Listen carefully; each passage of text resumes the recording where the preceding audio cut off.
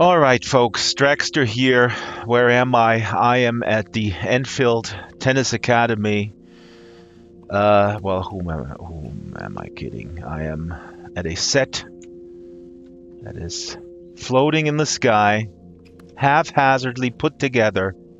And why am I coming to you here at an empty set, an empty venue, except for this amazing fan art? Well, because Infinite Jest, my favorite book, a book I'm obsessed with, we had a panel discussion here with four translators of the highest acclaim, literary translators: Ulrich Blumenbach, Igor Cvijanović, Kostas Kaltsas, and Moeen Farrokhi. From Germany, Serbia, Greece, and Iran, respectively, all having labored years. And I actually never verified this. Ulrich, in the case of Ulrich, I think 6 years on the translation of Infinite Jest, David Foster Wallace's novel from 1996. And we had a discussion and we had technical difficulties and the stream collapsed, and it was very frustrating for me. Although I always say that the Second Life Book Club is about being in the presence, and primarily for the people who are sitting here, who are engaged in real time with the authors, with the books, with the work. I do, as a documentarian at heart, of course, also value the historical document of these types of events, namely the recording, or the recording, the stream, same thing, because the stream will be recorded and it will be accessible for people who cannot be with us. And we had issues, but thankfully, I'm going to present today to you, piece together a version that has some holes, but a few members of the community actually did record this. Now, why is this so important? Let me just briefly, and we'll go into it.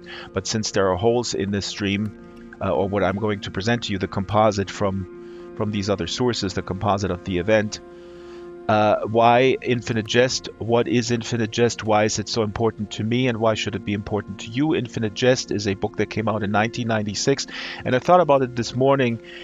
Why is this? And this is a question I think I didn't ask the panel. Why is Infinite Jest relevant today? Why is anything that came out in 1996 relevant today? Well, great literature or any great art should be relevant for much longer shelf time than a commodity with use value should be. But Infinite Jest actually takes place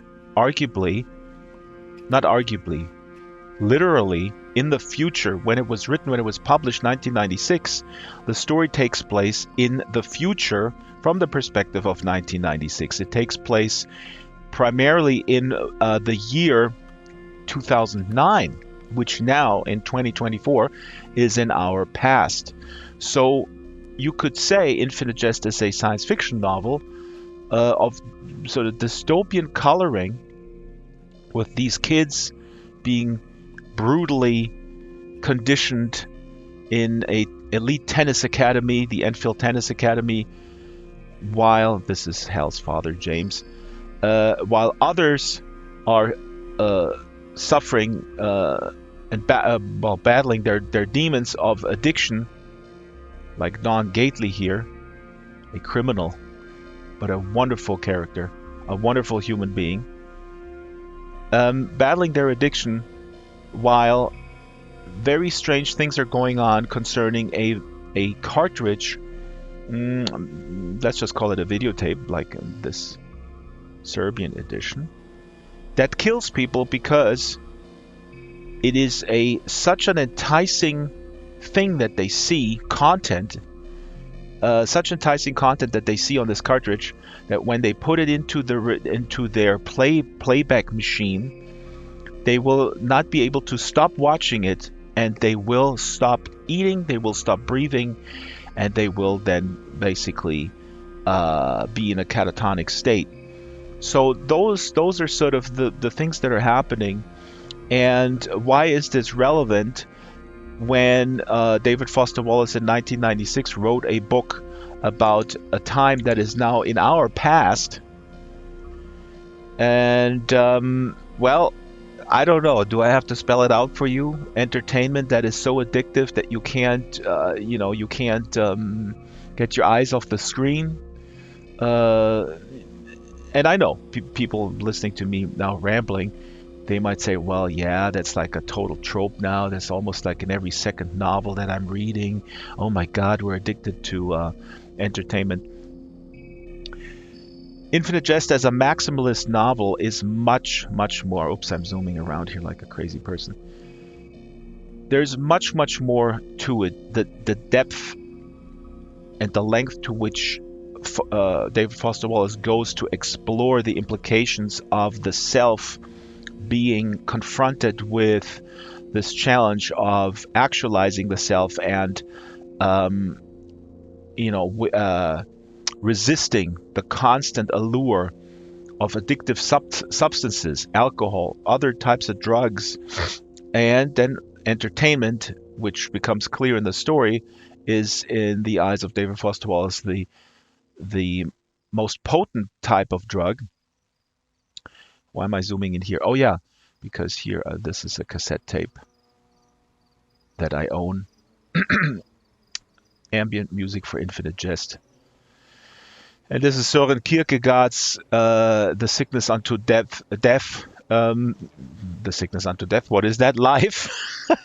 Kind of a pessimistic title, but for some reason I read an article about a new translation of this book, and I've figured, you know what? There's some thematic relation to Infinite Jest. But anyway, as you can see here, and I'm going to link this little venue so you can teleport into it.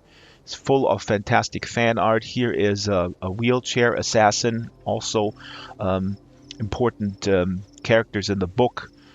Here is a New Yorker cartoon.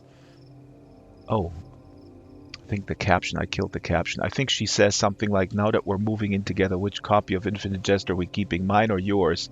So Infinite Jest is a cultural phenomenon. It is relevant to today, and it will stay relevant.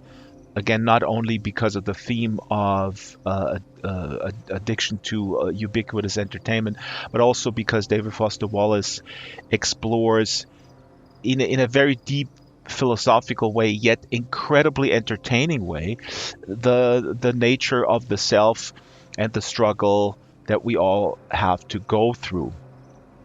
So with having said that, oh, and yeah, by the way, here in the back, this is fan art. Posters that fans made of fictional movies of one of the characters in the book, Hal, the tennis protege. His father is a avant-garde filmmaker, and these are some of his titles: Blood Sister, One Tough Nun, Baby Pictures of Famous Dictators, Various Small Flames, The Medusa versus the Odalisque. So, without any further rambling, please enjoy what we have sort of rescued from this wonderful conversation. And again, the irony is not lost on me that I feel, and several close readers of Infinite Jest have pointed out, academics have pointed out, and I think Foster Wallace has alluded to it. I'm not an expert, or I don't have exhaustive knowledge of everything David Foster Wallace wrote or the interviews that he gave, but I think he was the prescription that you get from Infinite Jest, the prescription to the disease of feeling empty and the malaise of modern life.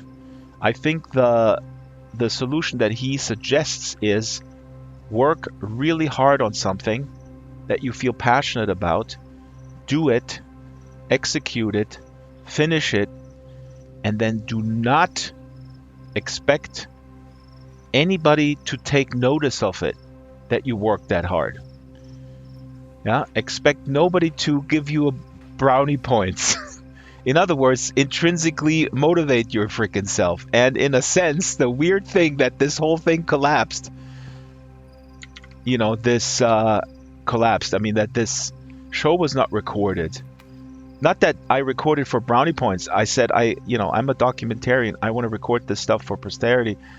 But in a sense, it was in the moment. It was in the moment. The people were there. They witnessed it. They enjoyed it.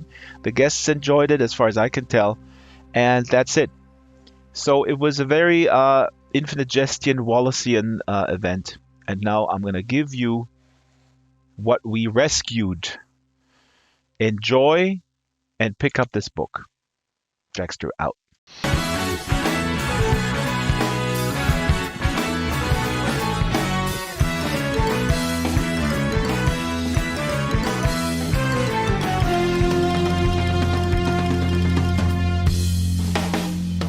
Es gab Zeiten, wo du frei warst, konntest tun, was du wolltest. Um Mitternacht erst ausgehen und immer später aufstehen. Hast nur Geld von den Eltern gekriegt, für ein Auto hat's gelangt und für eine Wohnung hat's gereicht. Im mittleren Bereich, es war nicht schwer, jede Woche in den Hörsaal zu spähen, nur um dann dort zu notieren, was vom Hegel erzählen, wenn's mal ganz krass abging und eine Prüfung kam, muss den Krampf ihn gleich wieder zurückerzählen, aber die Zeiten haben sich geändert. Hello there and welcome to the Second Life Book Club. My name is Draxtor Dupre. Today is our big show that was supposed to be at the end of the year, but it's going to be the biggest show of this year because the topic is Infinite Jest, a novel written by David Foster Wallace, came out in 1996. I'm completely obsessed with this book, and everybody who knows me knows that I'm obsessed with this book. Today, I will convince you to invest 1, 2, 3, or 4 months of your life into entering this insane world of 981 or 82 pages. I'm sure I will be corrected by our guests, which I will introduce shortly. This book is presenting you a world of drug abuse, of sexual abuse, of suicide, of animal cruelty, of assassins in wheelchairs, a world of subsidized time, of hallucinations, of microwaves, feral hamsters. So this is maybe a little bit of a trigger warning up front, but I am telling you right now, Infinite Jest by David Foster Wallace is above everything. And despite those really serious topics, just a whole lot of fun.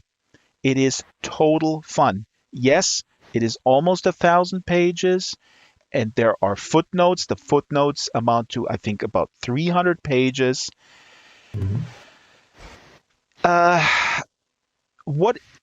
Why is this book so important? We will find out. We are here on a tennis court. I'm sitting in a little golf cart with my friend and co-producer Shyla, the Super Gecko, next to me. We're surrounded by a lot of fan art of Infinite Jest. I mean, this is a huge pop cultural phenomenon. You can see here a wheelchair assassin with another secret agent overlooking Tucson. And here I'm training the camera now on our guests. So let me introduce them, because these folks, they have not written the book, but they have lived with the book for a very long time, for years, in fact, because they translated this book. We have Ulrich Blumenbach from Germany. Hello, Ulrich. Hi. Good evening, everyone. And behind him is actually a gigantic version of the book. In German, it's called Unendlicher Spaß. Here next to him, we have Igor Cvijanović. Did I pronounce your name correctly, Igor? Yeah, more or less. Please don't hit me. Don't hit me with your laser eyes. No worries. I'm joking. Yeah, good evening, everyone. Oh, God, he's shooting lasers out of his eyes. Oh, my God. And so please pronounce the title. You translated the book into Serbian. How do you pronounce the title? It's the way you read it is Beskrajna Lakrdija. Beskrajna Lakrdija. Yeah, Beskrajna as in infinite and Lakrdija as in just, yeah. And here's also the book. You can see it right behind you. I really love this cover, and I posted it on Reddit that I love this cover, and I got a private email from a guy who said, this is total bullshit cover. A video cassette? That's bullshit. This is not a video cassette they're talking about. So the emotions run very high in the Infinite Jest community. I would argue almost as high as in the Star Wars community, if not more so. I don't know. Maybe we'll touch on that a little bit. Next to Igor is Kostas Kaltsas. Hello, Kostas from Greece. Hi, everyone. Kostas has a TV on his head. Can you very briefly explain what that is in reference to? So very famously, there's quite a complicated game of nuclear warfare that the students at the tennis academy in the book play in order to practice their lobs. And due to a combination of like weird circumstances, somebody ends up with like a computer monitor on their head at some point. I see, guys. I knew. I told you. I told people this is fun. And while you're talking, actually in the back we see images from the music. There's a music video of Eschaton, or do you pronounce it Eschaton? How do you pronounce it? Eschaton. Yeah. Eschaton. I do. And Kostas. I pronounce it Eschaton because it's Greek, so it's like. Yeah. Yeah, I did the same. Yeah. So the guy ends up with the monitor on his head. Now, our last guest here. Oh, and Kostas, real quick, you're still in the middle of the translation, or where you're at? No, I'm actually about like I should be submitting it by like next month. Mm-hmm. So I'm just about done. Like the only major thing is I still haven't decided on the title. Very long kind of explanation as to why, but like it's the last thing I'm gonna do. I'm literally gonna finish the thing and then I'm gonna decide what to do with the title.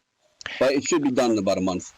Is this a decision because we had in the pre-run of the show there was actually questions. Shiloh in the audience was actually asking how the agency of changes and who does what. I mean, who has the final say in the title? Yeah, it's basically the publisher who's going to decide here. But I mean, usually what happens with most things is the translator comes up with something, and unless the publisher really has a problem with it, they'll just go with that. In this instance, it's just a case of it's a difficult title to get across in Greek because we don't have an exact translation for Jest.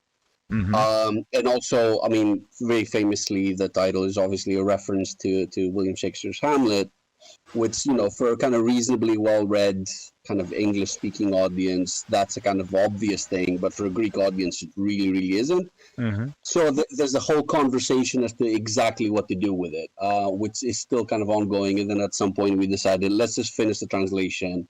Right. And then just come up with something. So if you were just to say, like, basically, let's call it infinite joke, I mean, that would lose quite a bit. Yeah, and that's exactly the problem, because the closest translation in Greek for infinite jest would be something like infinite joke, which just loses so much. Mm-hmm.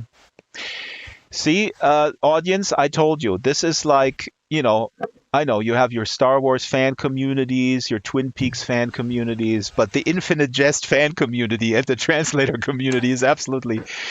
Anyway, Moeen, Farrokhi, please, did I pronounce your name correctly? Please correct me. Moeen? Hello everyone. Actually, it's Moeen Farrokhi. Farrokhi? Farrokhi? Farrokhi. Yes. Moeen Farrokhi. Joining us from Tehran. Farrokhi. Yes. And You have handed Yes. in the translation. How long did you? Your cover is amazing. It's right here behind you. You can see the tennis ball smashing the TV, or is it a microwave? I don't know. Walking down the steps here, you could go in there. You could stare into this TV or this microwave, and you could pick up the tennis ball. It's a wonderful cover. How long did you work on this? And how do you feel now that you handed it in and you can't change anything?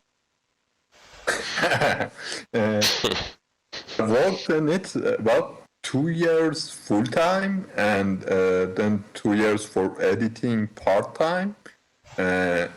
And now that everything is done and said, actually, I don't feel any reveal. I feel that I'm anxious that people might find out that I'm not actually good at a good translator.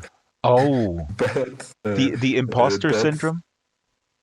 Yeah, something like that. But that's always the case when it comes to publishing. When you can't change anything, you have no control. You lose your control, and now it's up to the readers to decide, to judge, to read, and to enjoy. Hopefully. Did you expect that it would be a big relief? I guess I'm hearing you were kind of expecting that, and it just did not happen. No, actually, the very relief was in the process of the translating the book, and when I actually was done with the translation, I feel the relief. I felt it. I felt that I had done something, and now I'm excited actually.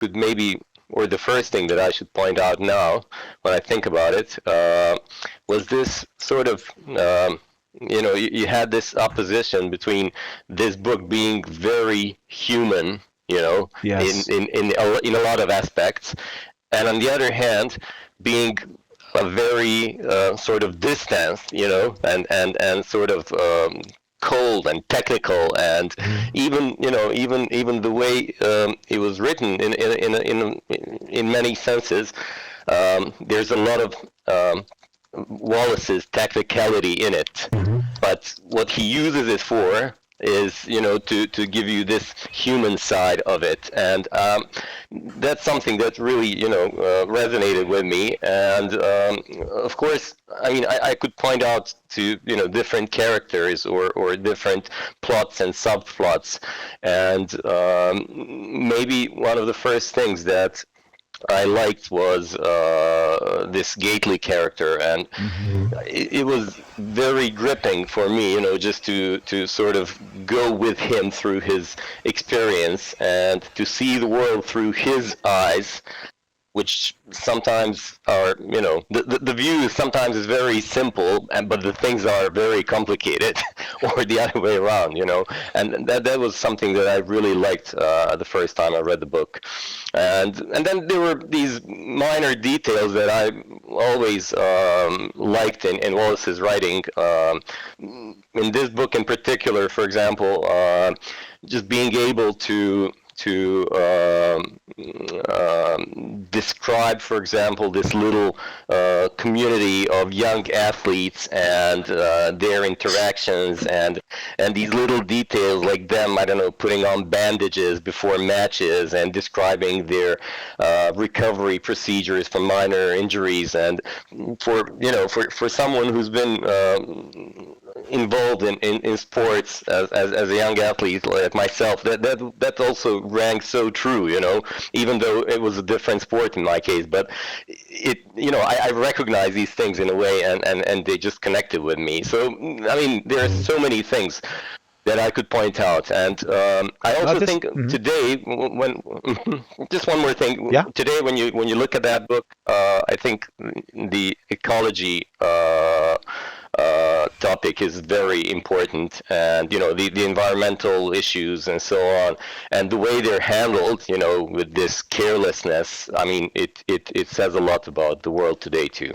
That's actually really interesting. That's another side aspect, as Wallace fanatics know, is that the editor actually did not like sort of this the bigger story of the of sort of these international relations, which have to do with how environmental issues are being handled by these different governments. And I always found that is super important, actually. But okay, I'm getting into the weeds, and people who haven't read it, they don't know what we're talking about. But Igor, these are great. These are great points. And before we go to Kostas, I just want to say that we're surrounded here again with fan art. I'm putting the camera here on these sketches that I found on Reddit. Here's Hal, his brother Mario, his brother Orin, and Avril, and James O. Incandenza, his father, and then Don Gately, who you mentioned, who is, I believe, how old is he? 27. He's a drug addict. He's a low-level criminal. One of the most amazing characters, who gets into an incredible situation where he's injured, and he's in the hospital, and he's trying to stay clean, and the most grueling pages of doctors wanting to giving him pain medicine, and he can't speak, and he knows he cannot take this pain medicine because he's on the way to recovery, and incredible. And here, of course, we got Madame Psychosis here. This fan art, wonderful fan art. She is veiled. She's a host of a radio show, and what Igor said. Just want to briefly add that the most amazing thing with this book is that the characters jump off the page. It is really unbelievable. And I'm not a writer, and I said this to Jonathan Lethem, who was our guest last week, that for me as a musician, where I understand the mechanics, I can analyze it, I can explain to you why certain music pieces work, why certain instrumentation. I'm a classically trained musician, but with writing, I don't, and I sometimes don't want to have it explained, because I feel like, the magic disappears. But with this particular book, it is extraordinary. Anyway, Kostas, what resonated with you as a reader in the beginning? So, I mean, I'm gonna agree with everything that was said so far. But also, I would say, I mean, one of the things that attracted me to the book to begin with was like the huge variety of like lingos and like sub-languages and just weird kind of like I'm just a kind of sucker. You guys are such language nerds. Yeah, I mean, we're translators. Oh, wait a minute. Yeah, sorry. Yeah, especially not the Infinite Jest translators.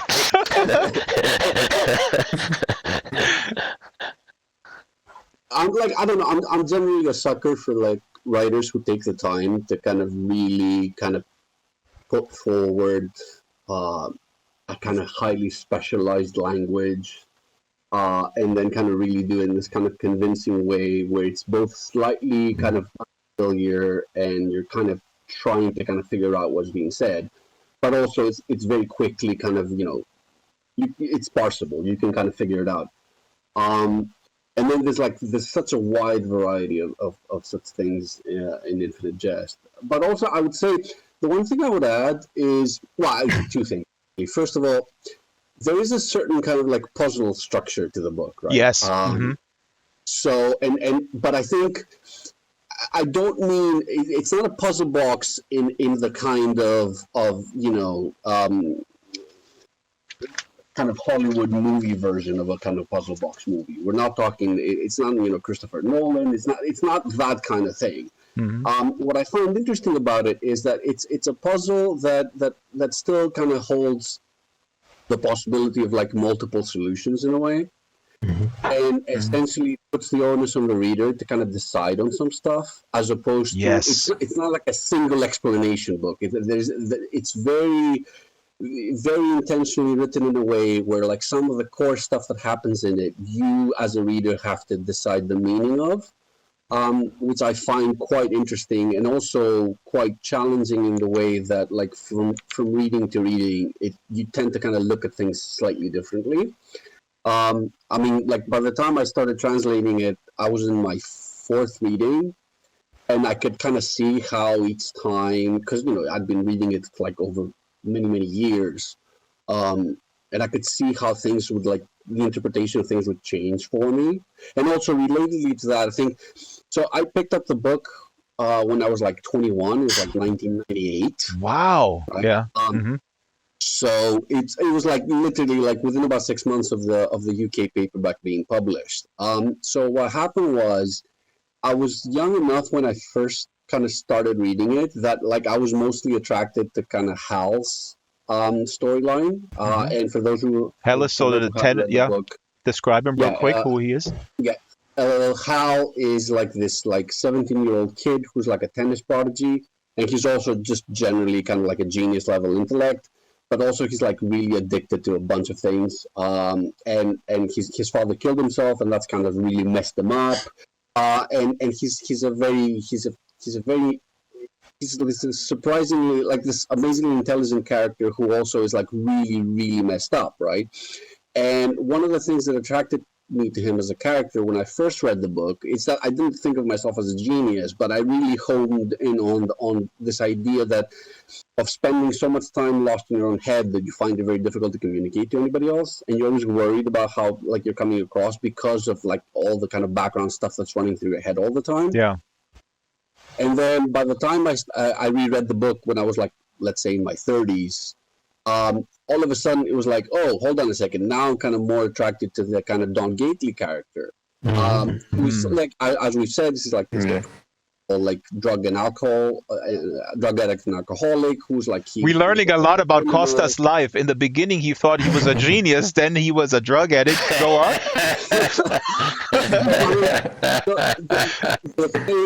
I think the thing that really spoke to me about Gately by the time I was in my 30s was the sense of like you essentially you grow up and like you start figuring out that not everything in life is going to go exactly the way you've planned it. And then you're kind of left with like a bunch of things that you kind of have to deal with whether you like it or not, because that's what life is at this point. And then you have to figure out ways to kind of do the best you can with what you have. And I think one of the really interesting things about Don as a character is he's somebody who's kind of figured out that not everything about life can be figured out, but you still have to kind of figure out some way to live anyway. Yeah. But I think it's one of those things that like every time you come back to the book, one day at a time, depending on where you are, there's like a very different reaction to parts of it, and it is true. It's like a stupidly funny book, but also there's like really sad things in it, and depending on where you are, these will hit you differently every time. This is wonderfully put, Kostas, and I've had many conversations with people who deeply suffered from depression and told me that they were helped by the book. On the other hand, I gave it to a good friend of mine in Germany for her birthday, I think 3 years ago, and I was enthusiastically talking about Madame Psychosis, and she looked at me as if she wanted to kill me and said, "You know what? I can't handle that. Madame Psychosis, what are you giving me? Do you want to kill me?" And she was hospitalized for depression just 3 months ago, and I was giving her the book in good faith. So it was, I took it back and I said, I'm sorry, I don't want to, trigger this further. Moeen, in just 1 second, I have one quick follow-up for Kostas. How would you respond to people who say this book is difficult? Because this trope is, there's a little bit, I don't want to get too much into it. I don't want to give too much, waste time on these tropes. But it is, there seems to be sort of a resurgence of this trope that this is sort of unreadable, and you guys all made this beautiful case that resonates with me too, that these characters They live with you. They jump off the page. You can relate to them in different parts of your own life, forever, basically. But what about this stupid trope of I don't know, unreadable, pretentious, whatnot? How you debunk it in 30 seconds? Okay, so I mean, you can always start by asking, what do you mean by difficult? But I will say this: it is a long book, so it requires time to get through it, and there is a sense in which it kind of drip feeds you some information. So you do spend a big chunk of the book trying to kind of figure out some stuff about kind of the larger picture, right, and what's actually going on with some things. But what I would say is this: Wallace himself kind of made it a point repeatedly to say that, look, one of the things that like I think avant-garde literature got wrong, like in the late 20th century, was that it decided that, well, because popular entertainment is fun, if you want to be really literary, you can't be fun. You have to be serious and difficult, and you have to drive people crazy. And he was really opposed to this idea that you can't write literature that's fun, good and avant-garde, but also fun. And I think the thing about Jest is, I don't think it's difficult, because even while it's asking you to do a bit of work, he makes sure on every single page to kind of to be fun, to give you stuff that is going to be entertaining and funny and amusing and thoughtful, and just to kind of keep you flipping through the pages because of like the little kind of local really great bits that you come across. And then eventually, I think the way that you put together the larger picture becomes a secondary concern. Yeah. Just because you're just having so much fun on a kind of page by page basis. Yep.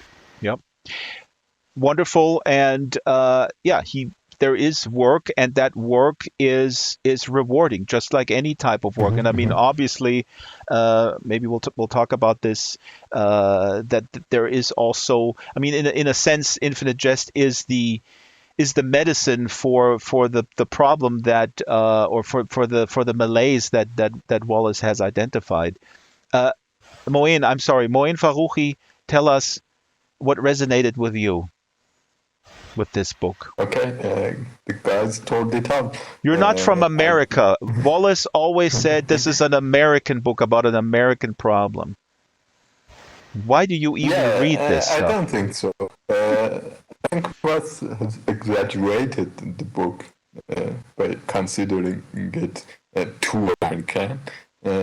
I think that the book, for me, was a book written obsessively about obsession, about depression, about how we live, what we live through, which itself, ironically, create a kind of obsession. These fans are a testimony to it.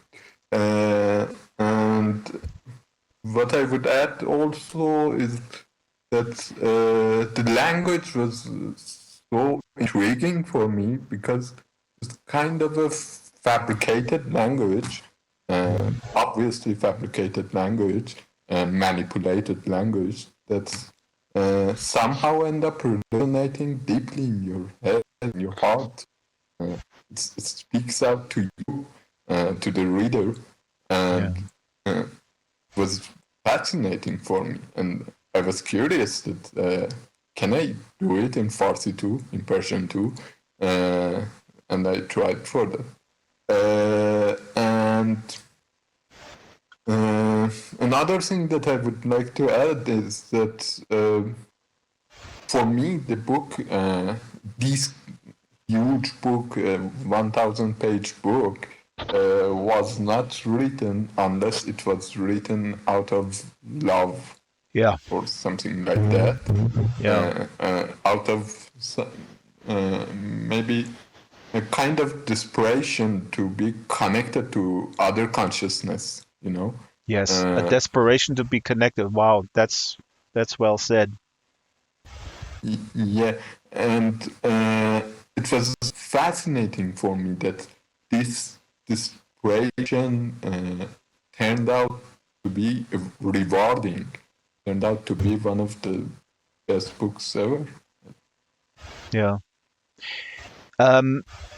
Now, Moeen, because you're talking about language, and I asked each one of you to, unless somebody wants to jump in here real quick, it's difficult with a panel because I don't want to prevent people from jumping in. So please do jump in, and especially everybody has expressed permission to interrupt me rudely.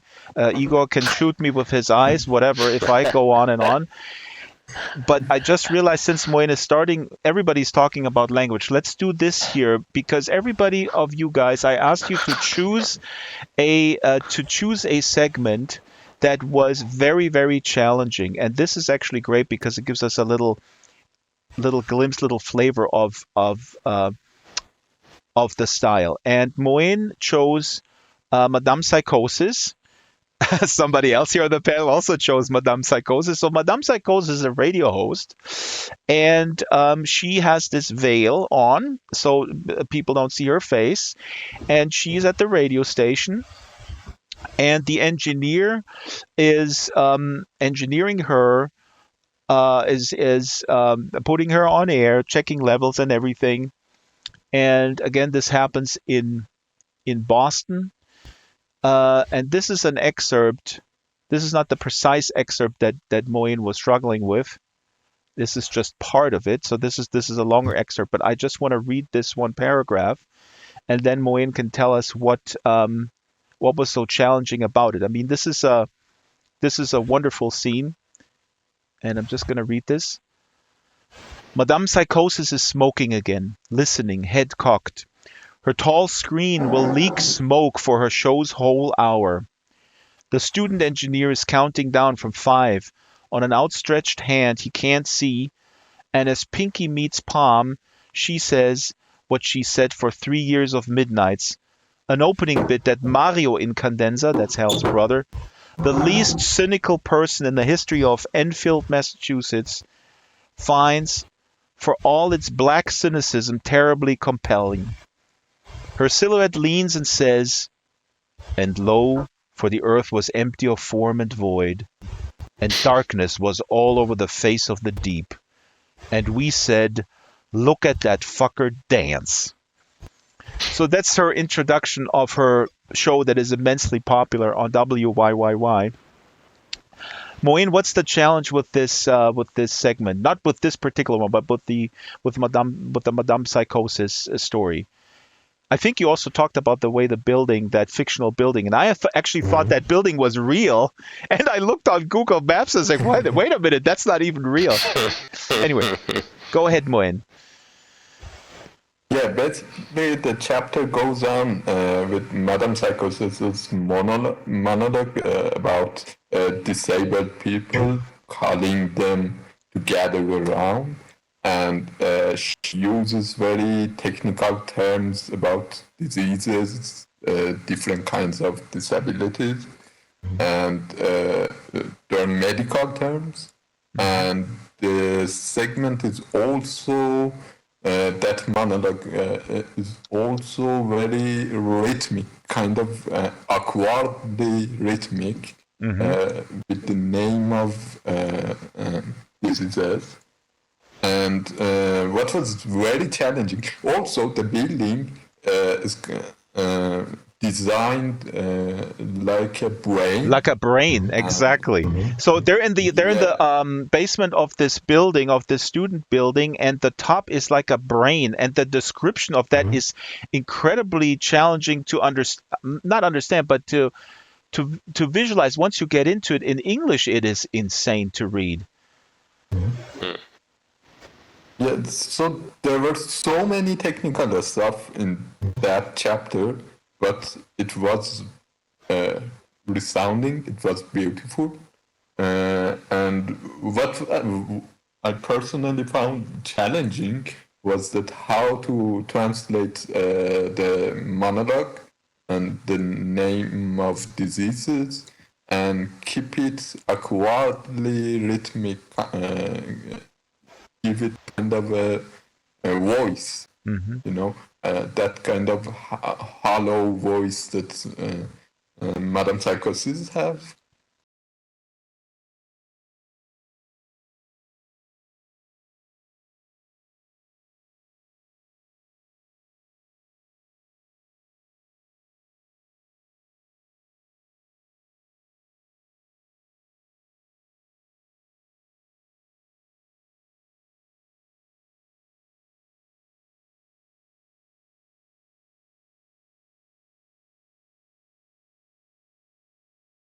to, oh my God, we went from like, highly technical language that is going to be a problem in and of itself in Greek, because you're going to have to Google a lot of stuff to figure out what's going on, to something that just sounds like something you heard down the street 5 minutes ago. It's essentially it kind of makes everything a challenge, just in terms of, is this, you can translate everything word for word, sure, but is this thing going to be readable, and is the rhythm going to be there, is the tone going to be, especially with, as Moeen said, with like something like Madame Psychosis, where you need to get that tone of the kind of radio show exactly right.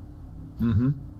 Mm-hmm. Because, like Moeen said, the rhythm of her performance is so important. That's part of the reason why she is so successful as a radio host, where nobody knows who she is. She's just that voice, that disembodied voice. And again, I don't want to harp on this, but you guys are, these are technically challenging things and passages. This chart, it just popped into my head, because it drives me crazy, because David Foster Wallace really achieved something. And I just talked to a friend of mine recently, where I said, I feel he poured all his soul into this book, and he's no longer with us. He committed suicide in 2008. He's dead. He's gone. And he himself suffered, and he examined his own suffering and you guys have said this, in such a human way, and gave us this gift. And what drives me bonkers is when people say he is a show-off. And now we're talking about this very complex passage where Madame Psychosis is talking about disabilities, and she's listing diseases and everything. And now I go to you, Kostas, and say, like, that's just showboating here. Why can't he just write a good story, Kostas? What's wrong with this guy? So my kind of response to that is, there's a very weird tendency with readers sometimes, a type of reader, let's say, to kind of assume that anytime a writer uses language that the reader is not personally familiar with, they're showboating. Mm-hmm. Which is a very strange thing to think about. Think about it this way, right? One of the things that's been happening to me recently is, like, just like with everyone else, Facebook keeps bombarding me with suggestions for pages that, like, I'm just sitting there going, I have no idea what this is even about, right? One of the things that happens is I get a lot of suggestions for pages that deal with particular internet subcultures that have to do with, like, games or, like, various memes or something. And I sit there and I'll read a whole paragraph and I'll be like, I have no idea what anybody's even talking about. Like, no idea. None of these people are showboating. What they're doing is that they're talking in a language that I am not familiar with, because I don't necessarily belong in that group. Mm-hmm. So one of the things that I like, I like it when writers do that, is that when they go, well, you know what, here's a book, and for example, you have a bunch of kids that play tennis and study in a tennis academy. And smoke weed. Yeah, and smoke weed. And one of the things that's going to happen is that when they talk to each other, they're going to use a lot of tennis terms to describe other things, or they're going to use, like, drug terms to describe other things, because these are the things they're all familiar with. Right? That's not necessarily showboating. That's just, like, the reality of, like, well, this is how people talk. They pick on things based on what they know very well, and then they transpose that language into something else. And I think that's a cool thing to kind of read when somebody like Wallace gets it right. It's a joy to read. Yeah. Yeah. This is a great point, and it's interesting that it seems to me, now that you're saying this, it seems that only with literature, or in those circles, sometimes you read a review where that is even an issue. You don't usually hear this with other forms of culture, right? I don't know. Maybe you do hear it with movies or something. I don't know. But it feels like that this is a charge that only happens in the world of literature, as some sort of I don't know, knocking someone down because someone is very precise in describing a certain subculture, which is an amazing skill and a lot of fun to be thrown into that subculture. Yeah. Igor, what do you think about all this? Well, I actually wanted to add something, to this that Kostas said. I mean, you have to sort of face it. I mean, Wallace was a master of voices, like whichever book he wrote, you pick up, you're going to realize that very soon. And I don't think, that world was supposed to be spared of his, brilliance of dealing with these voices. And I completely agree with what Kostas said. I mean, it's not showing off, it's just realizing how certain people speak and what language they use. Okay, he sometimes maybe, stretches it a bit, but that's it. I mean, we don't all talk the same way, do we? Right? So I think that's a really good point. You chose Ulrich. Do you want to add something? I think I just agree with Kostas and Igor. He's not showing off. I think as a reader, I can look for different things in literature. Either I go for easier reading because, like there are hours when I like to listen to ABBA, or I want to be challenged. I'm searching for abstract or complicated description of the world, and then I go to both is legit, both is okay. So I can't hold it against Wallace. I'll stop there. Caddy is asking a good question. I'll table that a little bit. I want to ask Igor, your challenge here. You chose the Yours Truly section, where a character by the name of Yours Truly is narrating this section, and it just comes out of nowhere. And this is also something that I think is important for folks that haven't read it understand, which I found really enjoyable, where you get into a groove of sorts and you understand it, and then he throws it to a different voice. But I don't think it's jarring, frankly. Mm-hmm. I think it's now that I read it the third time, I feel it adds to this brilliance that for some reason I feel he knows when to switch it to the next section or to the next character, voice. Which is the next voice. Exactly. So here I'm just going to read this real quick, the section that you chose, Igor. So here we go. It was Yours Truly and C and poor Tony that crewed that day and everything like that. The AM were wicked bright and us a bit sick. However, we scored our wake-ups, boosting some items at a sidewalk sale in Harvard Square, where it were warm upping and the snow coming off awnings. And then later, poor Tony ran across an old Paddy citizen type of his old acquaintance from like the Cape, and poor Tony got over and pretended like he would give a blowjob on the house. And we got the citizen to get in his ride with us and crewed on him good, and we got enough dollars off the Paddy type to get straightened out for true all day and crewed on him hard. And C wanted we should eliminate the Paddy's map for keeps and everything like that. And I apologize to David, wherever you are, that my reading sucks. But this, I mean, no, it doesn't. It's great. It's great.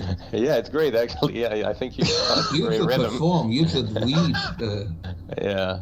I'm waiting for David Lynch to get the movie rights, and then maybe I'll play Yours Truly. But there's also, I mean, I'll let you talk, Igor. But obviously there's terms in there that are made up. For this particular folks, they're using, insider terms that they made up. But anyway, how did you approach this, Igor? Yeah, well, again, several problems, right? In this not so long chapter, right?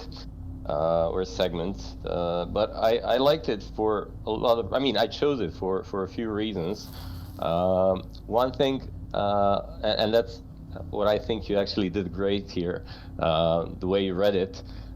You sort of, when you translate it, you sort of have to preserve this manic, incessant rambling that goes on, and also you have to take care of all these expressions and phrases and words that are appearing, and you have to kind of make them sound natural, even though they probably aren't. As you said, some of them are even made up.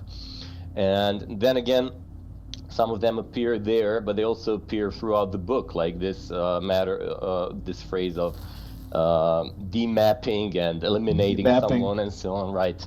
Wait, not eliminating someone. I was going to ask, what does it mean, eliminate the map? What does that mean?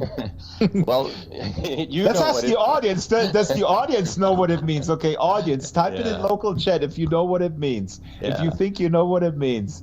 Yeah, but and then I think that's one of the first cases, because I started translating from the beginning. I don't do that thing like starting from the middle or from the end that some other people do. And it's also one of those places where you realize that, okay, this is an important thing and it's going to appear in many it'll have different roles, it'll appear in different places, and map being the big thing in the whole book, so you have to preserve that. So there were a lot of things actually there to take care of. But as I said, this tone of just, rambling manically, that was, I think, the most important thing for me. And on the other hand, lexically, to preserve this sort of junky, low life lingo that keeps, just appearing here. And again, to make it all convincible in Serbian. So yeah, and it's like I don't even know how to describe it. Like why convincible in Serbian? To stretch something because it sounds convincible in English, doesn't it? And but wait a minute, you have drug addicts and so low level criminals and roaming the streets. Yeah, I was in Belgrade in 1988. I know what I'm talking about. Yeah, that was good time. That was a good time for such people in Belgrade. But yeah, so that wasn't that difficult then. But I mean, I found all these words, and I tried to manage as best as I could. I went to check, I don't know, Serbian drug addict recovery websites, and I did it so much that on one of them, their support asked me, like, if I'm in trouble, do I need help? Because I kept returning for some phrases and stuff that they had on their website. And I think the paragraph itself is actually like stretching the language to the very, limits of comprehensibility, or beyond in some instances, and that was the most important and challenging thing for me in that one, and the one that really stayed with me, because when you asked me that question, I don't know, it was 2 years after I finished translation, so I had to go back and think about, and that was one of the first segments of the book that actually popped into my mind. And I don't know, when I read it, finally, when I did it, and when I read it, I thought, well, it's okay, it doesn't sound bad at all. And it was also a chapter that sort of, boosted my confidence. Because after that, I was like, yeah, I think I can do this, And when I returned to it, when I was editing the translation, I actually, this doesn't sound very modest, but I really liked it, the way it was translated. Jesus. I was really proud of myself, yeah. Igor and Kostas, all you people are just you are just David Foster Wallace reincarnated, thinking you're the pinnacle, and you are. Again, we have to be. Absolutely. I mean, I have to say I'm so in awe of all you guys, and I mean, I'm obviously only able to read and understand Ulrich's translation, which is just absolutely an amazing achievement. And so all of you really, I'm in awe of literary translators in general, and it's just amazing. And as we're here closing in on the top of the hour, I just want to say thank you for coming and thank you for sharing this enthusiasm with us. It's funny here in the local chat, people are getting close. Sai is saying eliminate, that suggests layers. It suggests elimination, eliminate. And then Dex says eliminate, maybe make the map liquid, so there is no borders or limits in that case. Very interesting. Well, this map can become liquid after eliminating it.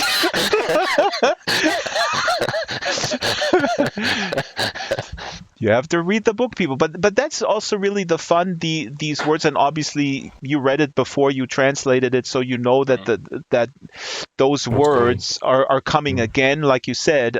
So you get a sense of, okay, this is not just a one-off little joke here. This is actually something profound and important, that it ties in with some of these other words. Obviously, yeah, it's like architecture of architecture. What's to come, and yeah. Ulrich, you chose something pretty crazy. So any comments on what has been said so far, or you want to jump into your you live in Switzerland, as I understand, so that helped a little bit maybe with this one. So I'm going to read it real quick. I'm going to fail at this one. This is an Irish alcoholic at an AA meeting. Oh, God, people are going to kill me. There's no Irish people in here, right? Okay, good. I've also been to Northern Ireland, actually, student exchange, 1987. Okay, so here we go. It's up on the board. People can read it themselves. It'd been a confirmed ball splatterer for years beyond counting. That'd been barred from the facilities at our truck stop twixt here and Ork for years. The wallpaper in the loo, a Tom hung in these coral sheets from the wall, I tell you. But now one day, I'll remember it always. There were awake today after I stood up for me 90-day ship. I were 3 months sober. I were tar on throne at home, you know. Not put too faint a point on it. I produced as a usual and... Okay, I'll stop here. Anyway, so there's somebody on the toilet, I guess, somewhere. Ulrich, how did you... Take it where you will. Well, the thing is, as you just demonstrated, this is almost incomprehensible. And I had a lot of problems. I talked to native speakers, readers of the book from England and the States, and sometimes even they couldn't help me. And one special problem was that, I don't know whether you got the ha-pa, which is the higher power. The ha-pa, yes. Ha-pa, or something like that. So my decision was to not even try to translate that in standard German, but I sat together with a friend from Switzerland here in Basel, and together we translated the passage into Swiss German. Because I must come back to what Moeen said about his Madame Psychosis passage. He said, I wanted to make it readable. I wanted to make this passage unreadable, because it is unreadable in the original, I would say. So I choose to most German, to 98% of German readers, incomprehensible variety of German, which is Swiss German, or even more specific, Basel German, and to make this as exotic as I could. And I think I achieved it, and this is no self-praise, because my friend helped me, and he is the Swiss person. So it was his Basel dialect.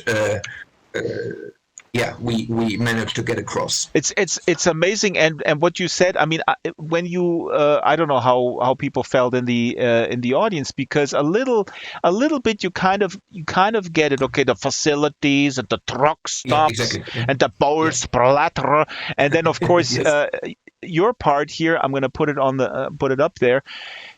Da liegt richtig Würstli. This is just amazing. I mean, I don't know, are there any Germans in the audience? It is just hilarious. Mein Freund, ich de Freit gseh, es fehlen mir de Wort, da liegt der richtig Würstli. And you nailed this rhythm too of this person. Yeah, that was very important, of course. As all of you, Kostas and Igor and Moeen, have mentioned before, the rhythm of Wallace's prose is incredibly important to get across. Mm-hmm. His voices don't work without if the rhythm is wrong, if they don't jump at you from the page. 3 Monate bin ich untragig gesehen. That sounds great. I don't know still what love it means. it. Just like Igor said about his passage, I still love it. Still in love with you. What I would buy an audiobook of Igor reading the German version, Kostas reading the Farsi version. I mean, there's a market for that. I'm telling you, there's a market of one. Also, ich hocke mich daheim auf der Schisse, verstehst du? Okay. I'd love to say that. I'd love to say that Würschli or something. The Würschli. Yeah, the sausage, the feces. Sorry, I don't want to be too graphic. Don't elaborate, please. Sorry, Kostas? There's like an interesting thing where like some of the letters that Wallace exchanged with Don DeLillo, they're talking about how they write, and DeLillo kind of explains how he really kind of thinks about like the shape of like the words and the letters on the page, and a lot of the time what he'll do is like he'll like print his stuff with like, you know, kind of large fonts so he can like really look at the shape of the letters and everything. And then Wallace basically says that, you know, I really envy you because I have a terrible, terrible visual sense and I just write by ear. I can't write any other way. I just write by ear. Mm-hmm. Wow. Is this correspondence with Don DeLillo, is this public? Is this published somewhere? I didn't even know. You can find it online. Yeah, I mean, there's a few bits and pieces that were published here and there. Stephen Byrne, who's an academic who's done a lot of stuff with Wallace, was putting a volume together of like Wallace's letters. But unfortunately, that's been kind of nixed by the Wallace estate for various reasons. So it doesn't look like that's going to be published anytime soon. So there's just like bits and pieces of the DeLillo Wallace letters that have been like published before in like various journal articles. And then obviously, if anybody can make it to Texas, where they've got the Wallace Archive in Austin, you can read all of that there. But you know, most of us can't really take make photos. it to You Texas. just take your camera in and you just. Oh my God. I gotta do that. I'm pretty sure actually that you're not allowed your phone in there, I think. Kostas, who cares what is allowed? This is something we need to do. Don't you understand? Come on, let's book a flight. Don't tell me, because like ever since I heard about like this kind of extended correspondence with DeLillo and Wallace, I just lost my mind. I was like, I really, really need to read this, and the fact that I can't read most of it just drives me. It keeps me up at night. There's a BBC radio piece. I forgot the context now, from when that was, but it's a nice 30-minute sort of look at Wallace's work with the interview with his sister, but also DeLillo says a few things that are interesting. In the local chat here, Dex, who is from Poland, he says, I must check if this passage is going to be in Silesian or in Kashubian in Polish. My family is actually from Silesia, so that's interesting, but I don't speak Polish. Sai says, now Basel is the Swiss capital of the psychotic language. No, this is not a this is just an alcoholic, Sai. Yeah. Can I ask a question? Oh, Shyla wants to ask a question. Yes, I was going to throw it to poor Moeen. But Shyla, please go ahead. What is your question? You're reading this book, I understand. I am reading this book, and I had to ask what Kertwang was, but but I wanted to ask, because a couple of people have mentioned this in chat, what it was like to translate the book without David Foster Wallace. What was it? I mean, this had to be a major experience. You're all very close to the book. But is there generally collaboration with an author on a translation? And what was it like for you to not have that? Great, yeah. Anybody? Should we start from the fact that Wallace said that he didn't like most of the translations he saw when he was alive? That's what more. Yeah, please. Yeah, that's something he said, and I mean, even if he had been alive when we all had translated book, I don't think he would be there. You know.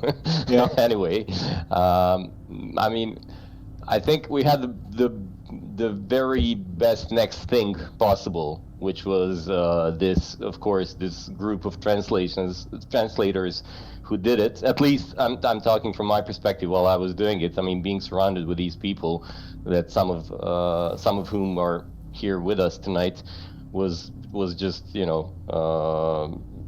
super precious.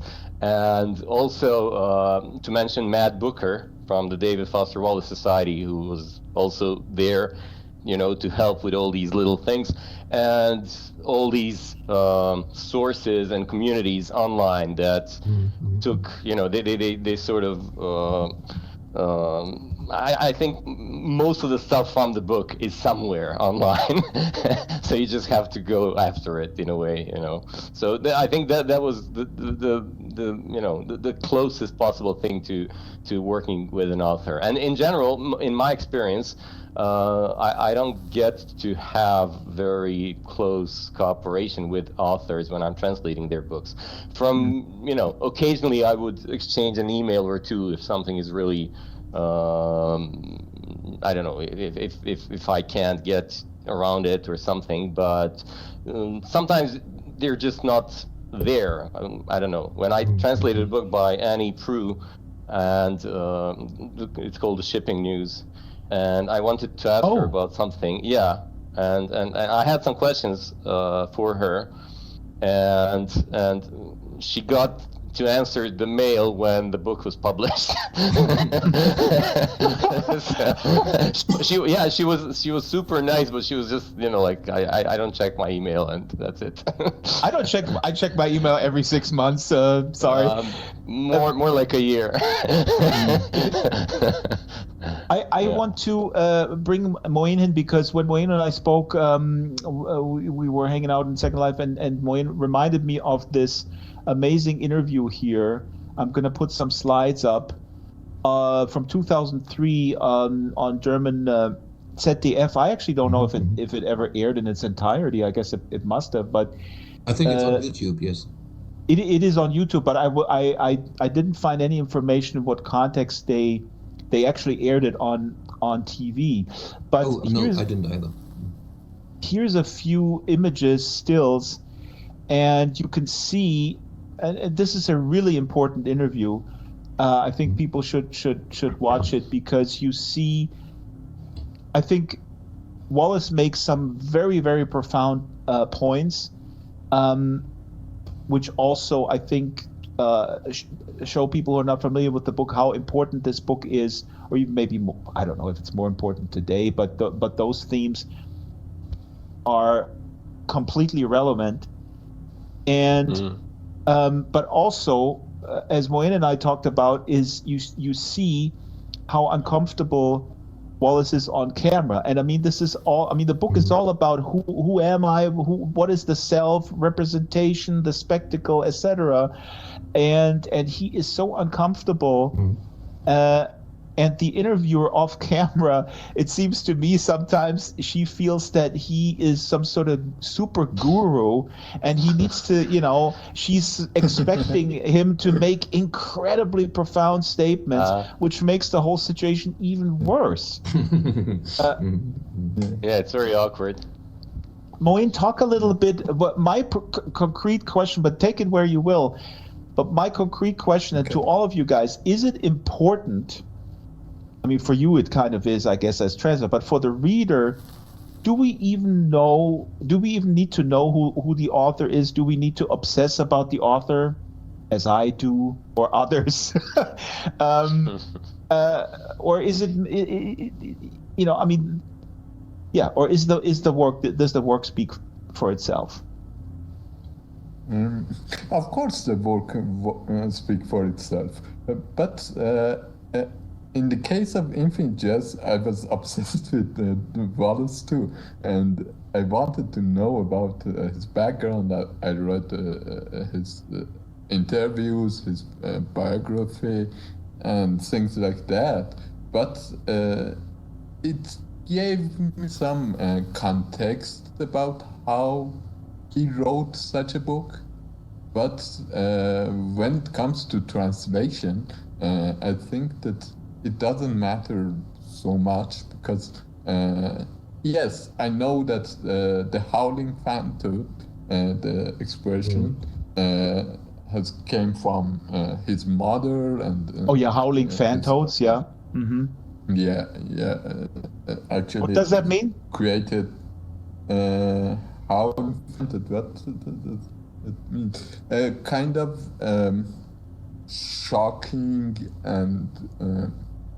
shocking experience that you want to cry and you are anxious, something like that. I think is approximate expression, but it was coined by his mother, who were linguistic.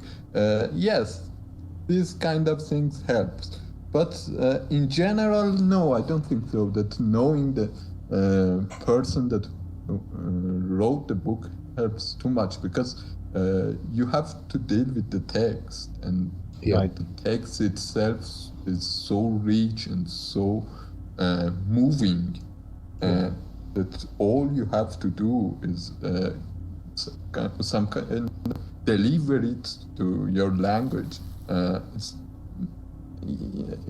I said, it gives you a context, and it can be contribute to your translation, but generally I think the most important thing is that you know the capacities in your language and English.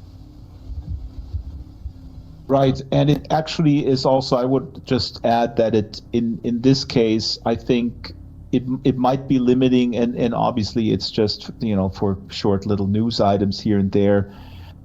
People have obviously exploited the fact that he's no longer with us and the way he died, and I actually find that really quite despicable when it's sort of a cheap shot in some of the review shows or reviews. Then of course, then people look in the work, and of course there's a relation of him and what mattered to him and the work and his own person and his psyche and his the torture that he felt, how life tortured him, or the existential dread.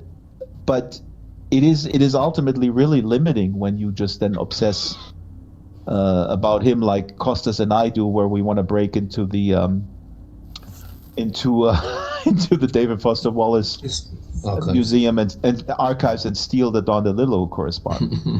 I didn't say that. Did I say that? No, it's not happening. I want to add something that Wallace thought that his language is too idiomatic to be translatable. But I don't necessarily agree with him, because I think that he himself was American and saw himself as an American writer that tends to show how US is working. But luckily for us, maybe unconsciously and maybe consciously, he was more global than he thought. It's evident when he was interviewing with German broadcasts, or in Italy, I think. He's obsessed to describe how America is, how the US works to European people. But there is this deeply personal and emotional, even language that he has, that it's not limited to US people or English language people. And us translators, I think we had the role to kind of reclaim it from him, and he was obviously so unhappy about it. But now you mentioned, America, Europe. your neck of the woods. I mean, how? And you said before we started the program, you said, now that you're finished, people are already bombarding you with questions. When is it coming out? How much does it cost? So there is intense interest within your culture, Moeen. Yeah, of course. Why is that? The interest, is that just because people feel maybe they get a glimpse of the American madness? No, I think people who loves literature, great literature, even whether it's in jazz or something like Ulysses or Gravity's Rainbow or many great books that are available. People understand, people resonate with it in a kind of personal level. The themes like depression, loneliness, or the funny scenes, or televised world, advertised world. These kind of things, or the pressure on the athletes, or the pressure on the people to become successful that is common in the Enfield Academy. These kind of things are not limited to the US people. I have translated his essays and brief interviews with hideous men. And of course, there are lots of hideous men around the world. And of course, they resonate deeply with the world, Yeah. He's speaking for them, and he showed them how he puts a mirror, a kind of a distorted mirror even, before them to look at them. And it obviously has its effects. Very well said. Does that make sense? Absolutely, totally. It absolutely does. Yeah. And as to say this thing, does that make sense after every question? You absorbed Wallace, obviously. Now you have to put your hands, your head in your hands, and take your glasses off and wipe sweat off your forehead, which we can't see in Second Life. Of course, I'm nervous. There's camera on me. Oh yeah, and actually we have our esteemed friend here in the audience, Jamonkey, who has a camera on his head. Jamonkey actually looks like Mario with a camera on his head. Look at that. Also, people have seen this. Again, I just want to briefly point out that there is a lot of fan art around, and Hal Incandenza's father, the deceased James O. Incandenza, was, among other things, also a filmmaker. And what is a lot of fun in the fan community is to make film posters of these sort of fictional movies. Blood Sister, One Tough Nun is a great movie. Baby pictures of famous dictators. My favorite movie is Various Small Flames. That is my number one movie.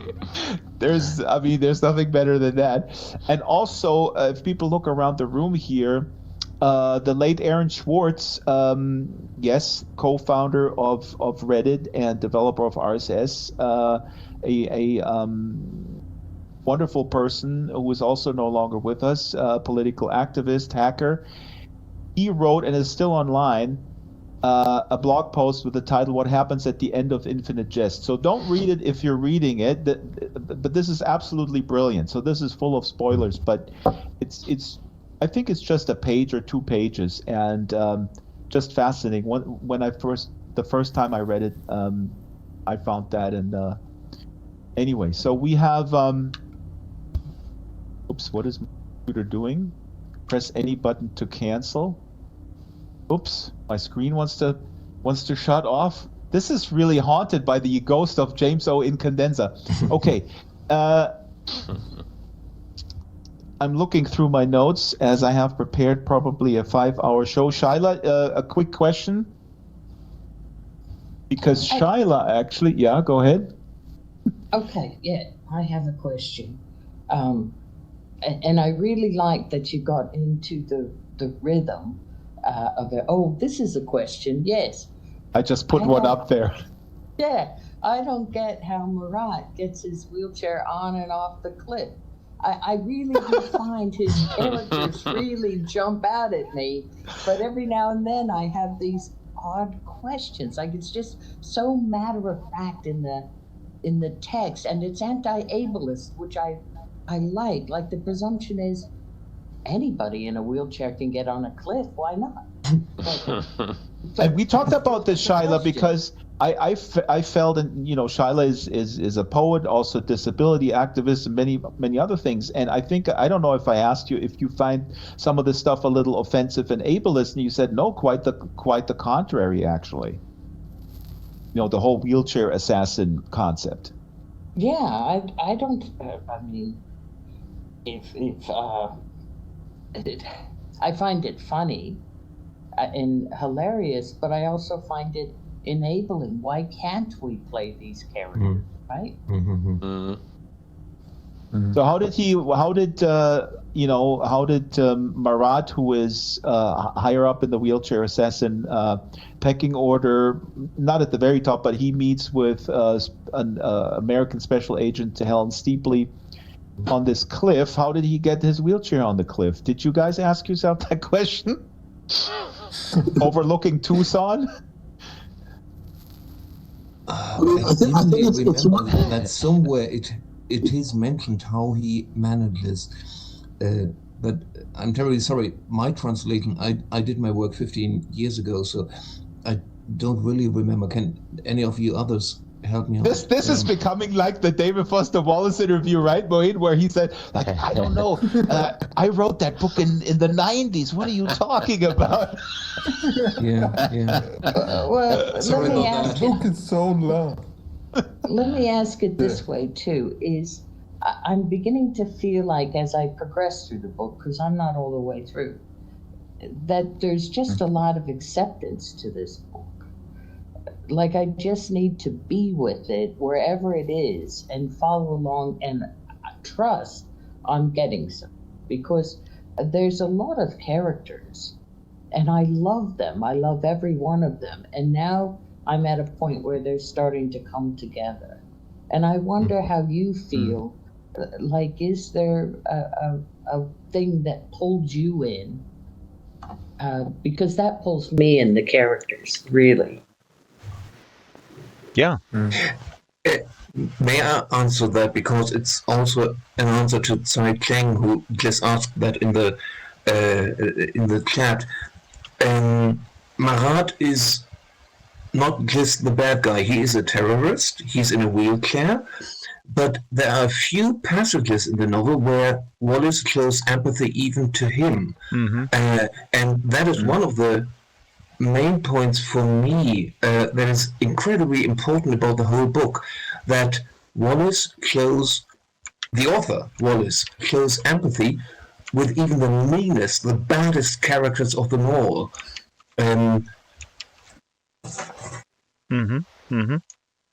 Randy Lenz, the arrogant junkie who talks all the time, talks nonsense all the time. He kills stray cats in the most brutal way. Yeah. Marat, the terrorist, is taken seriously and is allowed to have feelings you, as a reader, believe, and so on.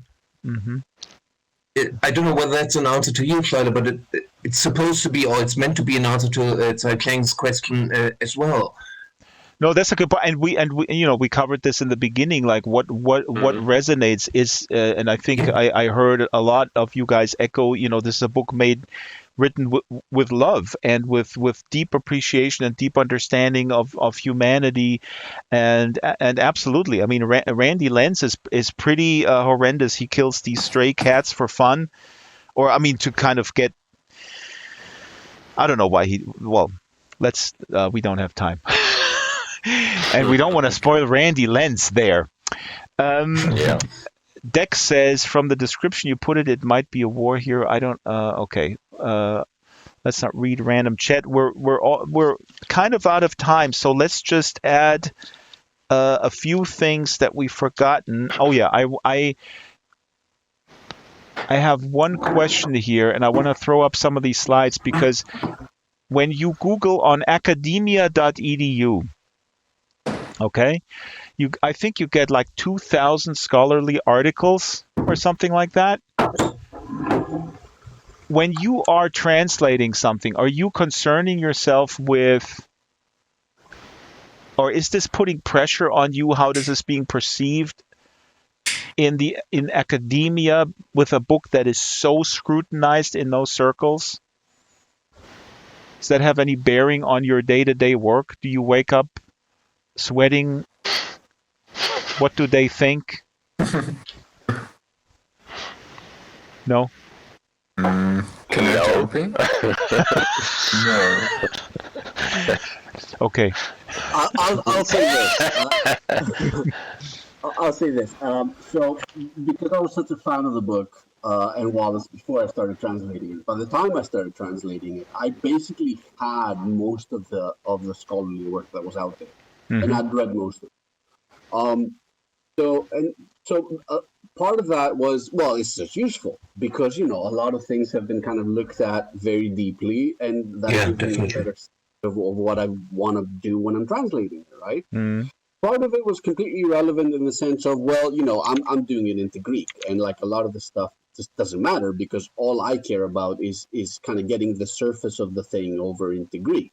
And what I mean by that is, it actually goes back to the translation thing of, okay, so let's say that Wallace is alive, and I email him, and I'm like, look, I need help with stuff, right? It's either the case that Wallace can understand Greek, in which case it's a nightmare because every sentence I present to him, like, well, that's not how I would do it, right? Or he doesn't understand Greek, so he can't quite help me really because he doesn't understand the language I'm translating into. And I've had that experience, right? I've had that experience with translating nonfiction by a Greek writer into Greek from English, right? Who basically started off by saying, I realize this is going to be difficult for you. I'm not going to be kind of like, watching you like a hawk going, that's not how I would do it. And then spend the entirety of the translation project telling me that's not how I would do it. So that was tough. And now that I wrote a novel in English, long story, but anyway, it's being translated into Greek by somebody else, and I'm trying very, very hard when I look at the stuff he's done to not do that, to not go, that's not how I would do it. And I mention all that just to say that, well, with any literary text, right, there's like infinite depth. And with something like infinite jest, there is infinite depth.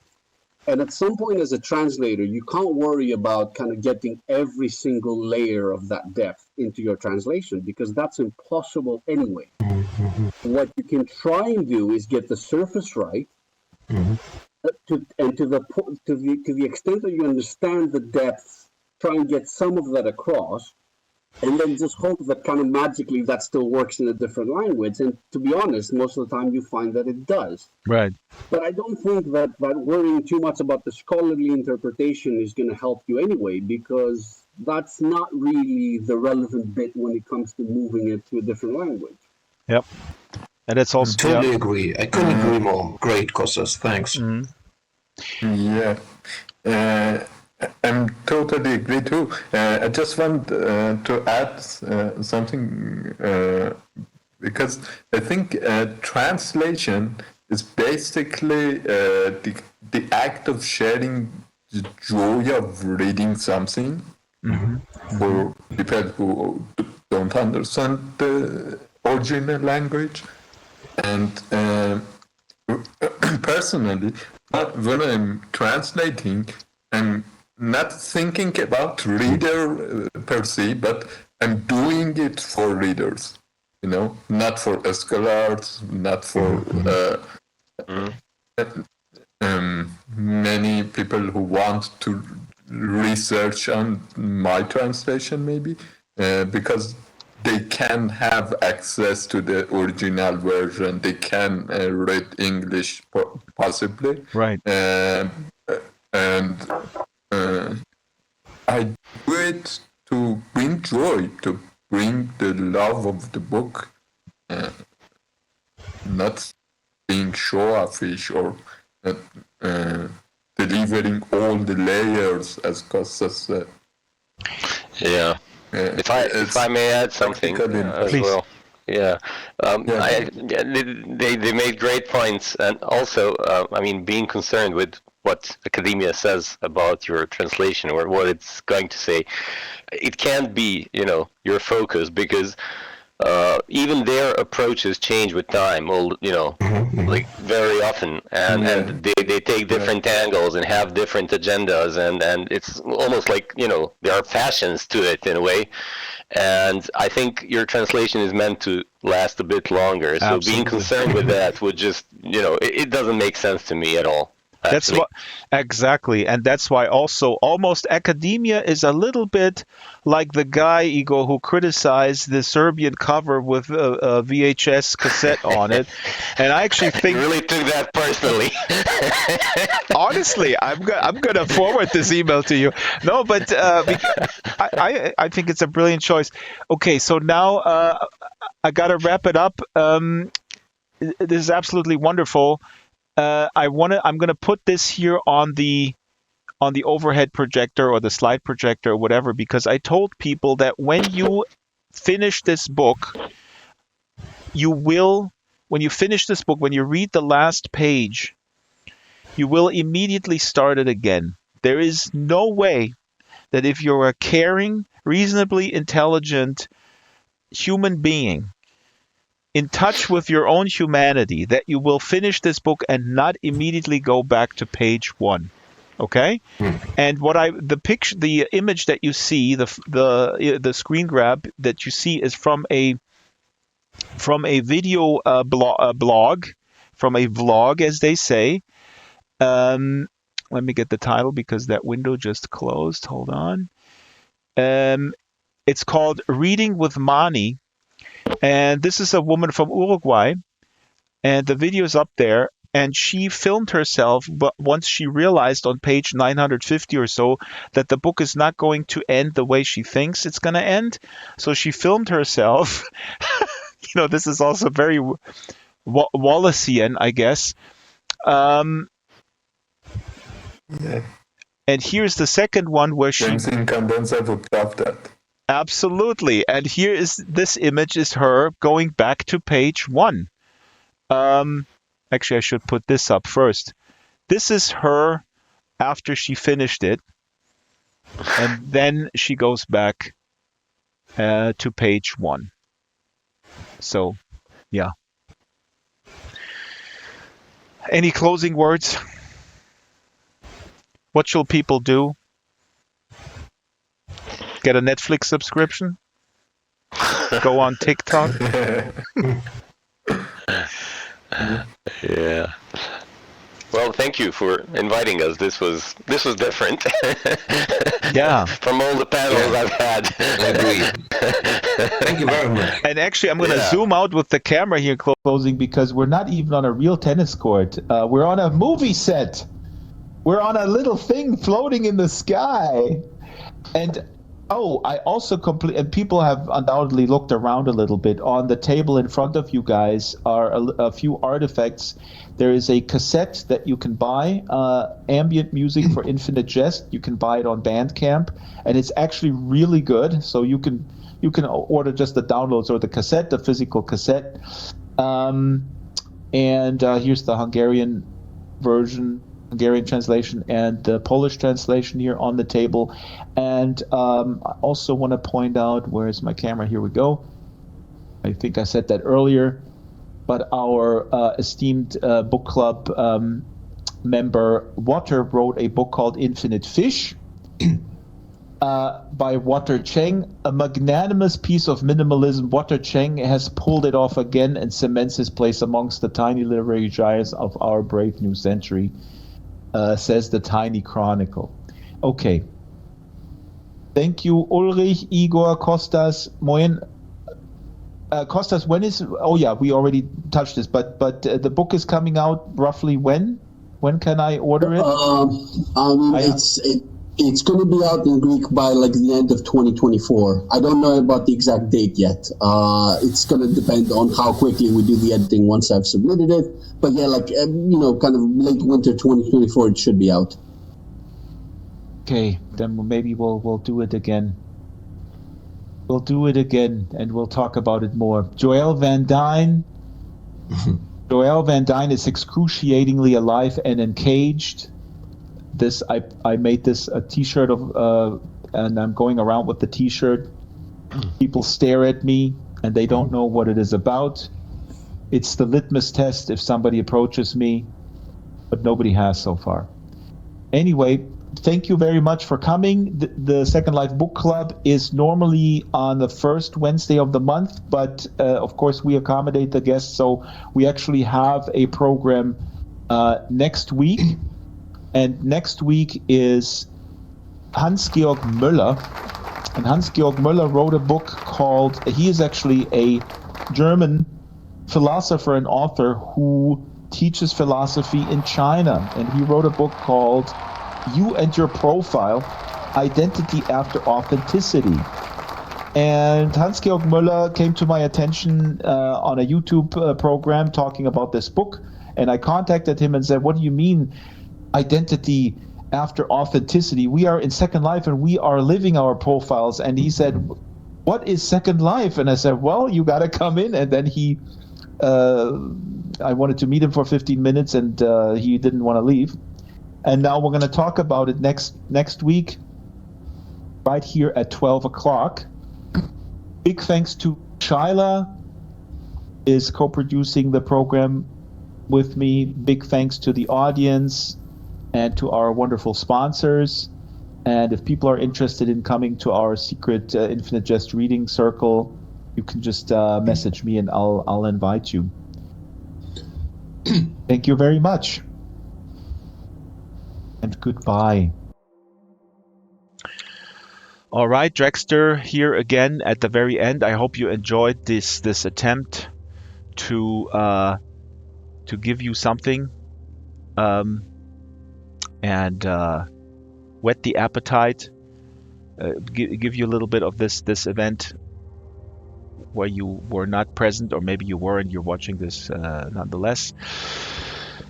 I hope to revisit this topic. Of course, we just scratched the surface. There's so many elements to it, and especially with 4 people on the panel with common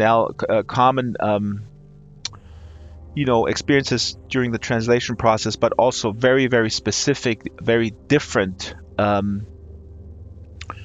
experiences and now realities of their own in their specific cultures. It really is important, I think, to investigate those further. So now, as I'm formulating my thought as I'm talking, like Kleist, that Kleist essay, I think we should have each one of these literary translators, if they consent, on the program individually and explore their specific cultural context in which they translated this and in which this book either is existing or will exist. I mean, in the case of Ulrich's book's been out for a number of years. I forgot when it came out, 2011, 2012. But yeah, and Moeen's translation is just coming out in a couple of weeks, and Kostas is still working at it. So let's do that. Enjoy the show. Well, you did enjoy it. Look at this. Look at this amazing build. Nobody builds like that. Yeah, nobody with a sense of mise en scène. Only I, who has no sense of any type of aesthetic. Boy. I forgot one very important thing. The song that you heard in the pre-roll of the thing, and which I'm going to play now as the additional post-roll, is actually Frank Zappa's I'm the Slime. What is it about? It's about television. Okay? And this is the German version that we recorded in 1997 or 8, I forget. And the German version, the lyrics were written by my friend Julian. The song is about, in the German version, about obtaining weed. Isn't that weird? Isn't that weird?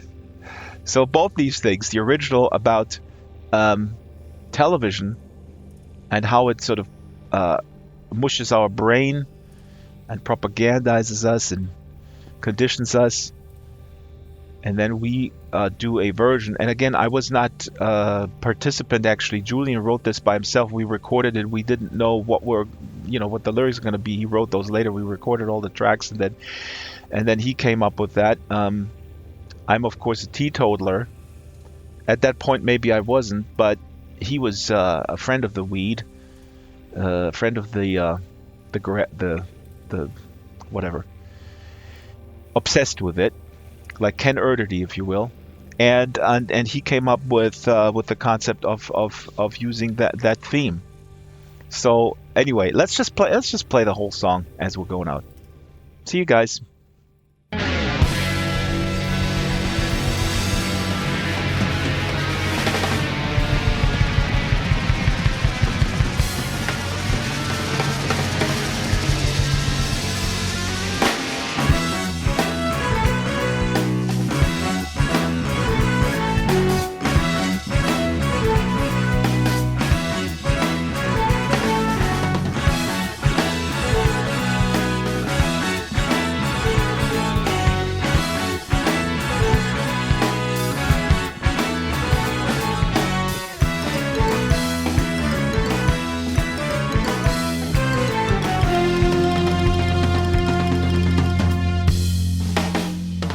Es gab Zeiten, wo du frei warst, konntest tun, was du wolltest, um Mitternacht erst ausgehen und immer später aufstehen. Hast noch Geld von den Eltern gekriegt, für ein Auto hat's gelangt und für eine Wohnung hat's gereicht. Im mittleren Bereich, es war nicht schwer, jede Woche in den Hörsaal zu spähen, nur um dann dort zu notieren, was vom Hegel erzählen, wenn's mal ganz krass abging und ne Prüfung kam, muss den Krampf ihn gleich wieder zurückerzählen. Aber die Zeiten haben sich geändert, der BWLer, den verarscht hast, fährt BMW zur Agentur aus, telefoniert auf seinem Handy, nur du fährst Bus und Bahn, deine Bildung ist dem Staat nichts wert und du kannst dich noch glücklich schätzen, wenn's dich beim McDonalds hetzen.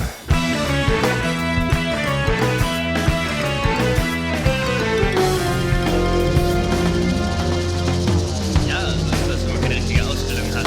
Wenn du hast noch lacht, der macht euch so scharf und jetzt tut der Arsch der Hund allein, weil du warst verdeppt, du hast Wünsche studiert.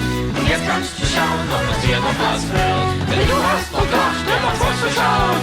Und jetzt tut der Arsch dir allein, weil du warst verdammt, du hast gut studiert. Und jetzt kannst du schauen, ob es dir noch was wird.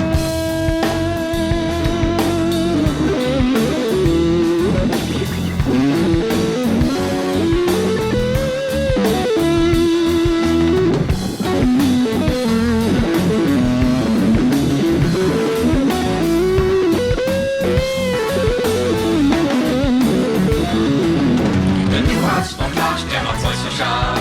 Und jetzt tut der Arsch der Hund allein, weil du warst verdeppt, du hast gut studiert. Und jetzt kannst du schauen, ob es dir noch was wird. Wenn du hast noch Gott, der macht euch so scharf. Und jetzt tut der Arsch der Hund allein, weil du warst verdeppt, du hast gut studiert. Und jetzt kannst du schauen, ob es dir noch was wird.